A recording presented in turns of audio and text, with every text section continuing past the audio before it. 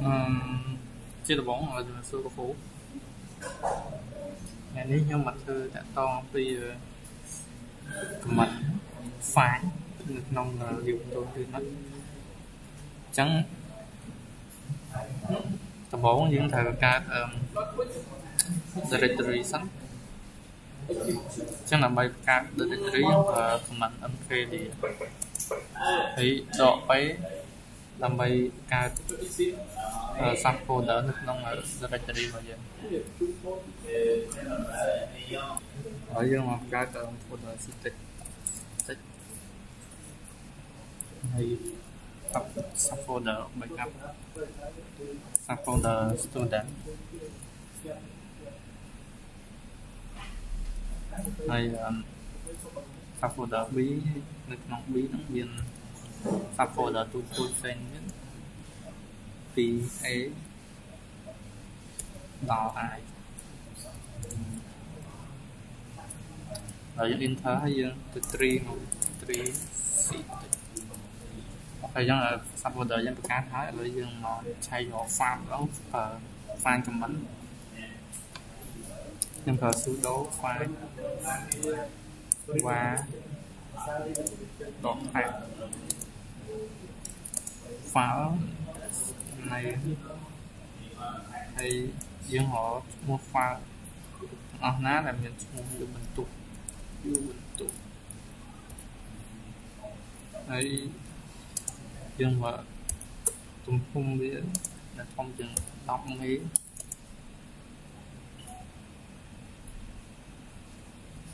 ហើយទូជាង 60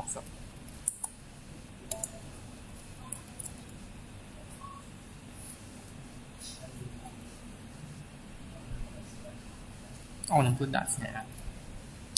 កន្លែងនេះយើងត្រូវដាក់សញ្ញាបូក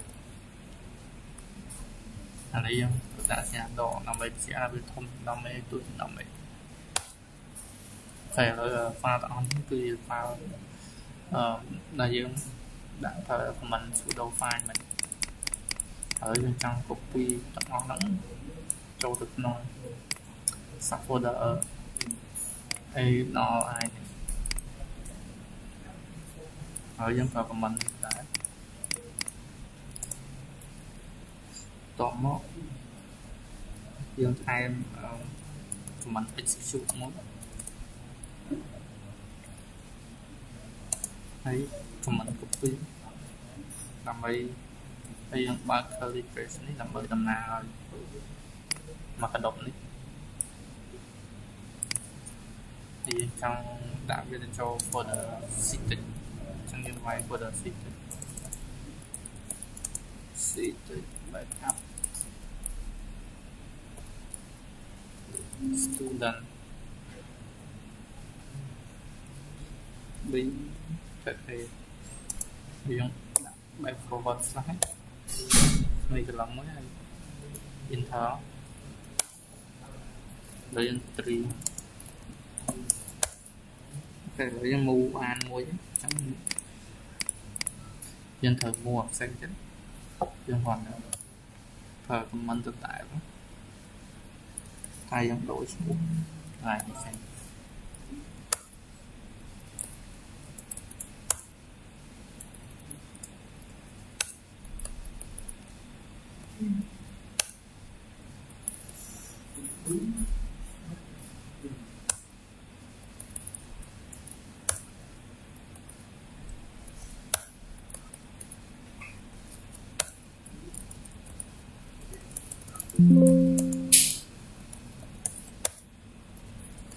ឥឡូវយើងបានកើតវារួចរាល់អស់ហើយយើង copy វារួចរាល់ហើយអញ្ចឹងជាចុងក្រោយអរគុណគ្រូដែលបានមើលវីដេអូរបស់ខ្ញុំពីដើមដល់ចប់